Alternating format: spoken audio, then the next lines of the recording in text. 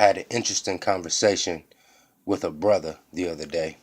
I stated to him how everything started and ended with money. I emphasized the fact that our problems as a people are only going to be solved with money, the generation of wealth, and the circulation of currency through our community. He in turn went into a discourse of morality, ethics, and common sense argument. No, we're going to fix our problems by teaching the next generation proper morals and common sense. But when I cross examined him and backed him into a corner by asking him to define a code of conduct, morals, and ethics, and asking him to give me a clear definition of what common sense is, he was completely unable to give me a definite code of morals, ethics, and common sense. So I asked him, in essence, what you are saying is there is no code of conduct because what is totally acceptable for one may not be so for another. His reply was, if someone commits an act that you may find deplorable in your eyes, may not be so in their eyes. So my reply to that was, so how are you going to make a moral and common sense argument when you can't even set a standard and define what morality and common sense is?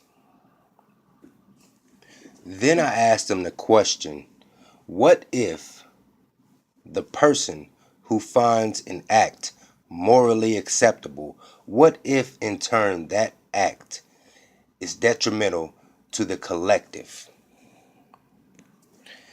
His response to that was, well, you can't make people do what you want them to do. You can't tell people to do what they want to do, what you want them to do.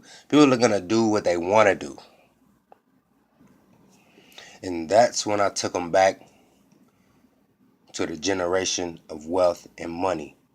I said, the vanguards of the community need to be in place to where they can enact rewards and punishment. From a fiscal stance. And we were at work on the job when we were having this debate. And I pointed out to him, if it were not for a reward and punishment system that our employer has set in place, that this whole place of employment will be in complete disarray.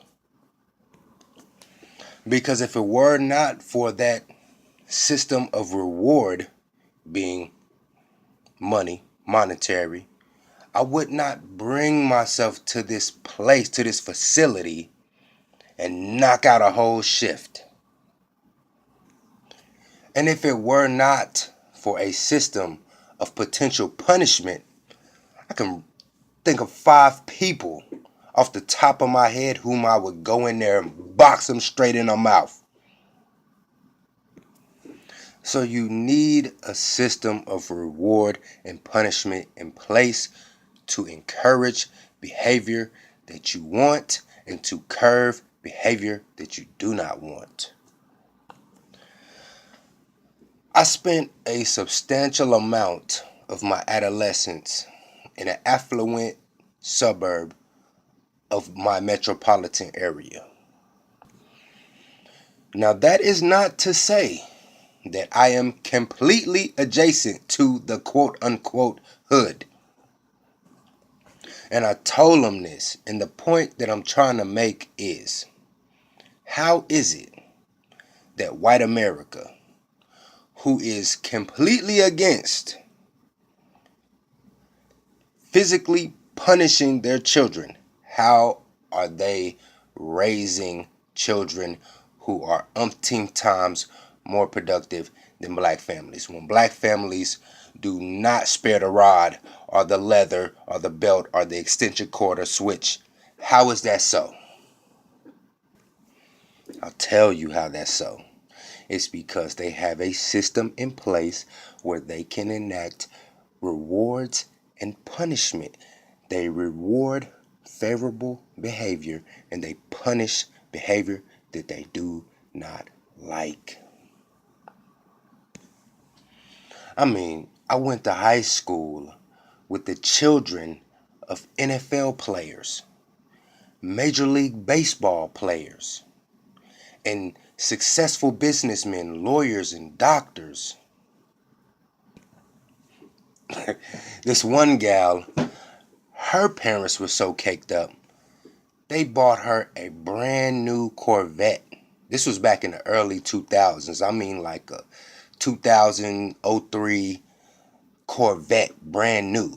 And then on top of that, they got her a boob job her senior year in high school. I'm talking about stupid money.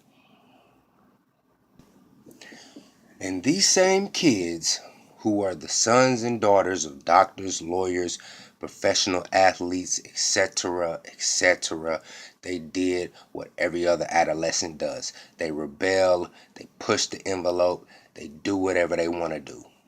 How did the parents curve that behavior? It was not with a switch. It was not with a belt.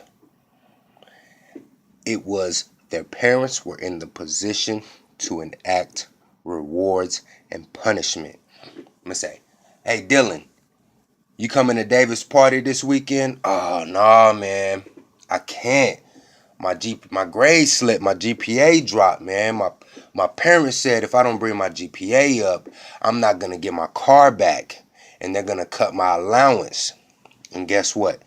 Lil Dylan on a Friday afternoon had his behind in that library trying to bring his GPA up.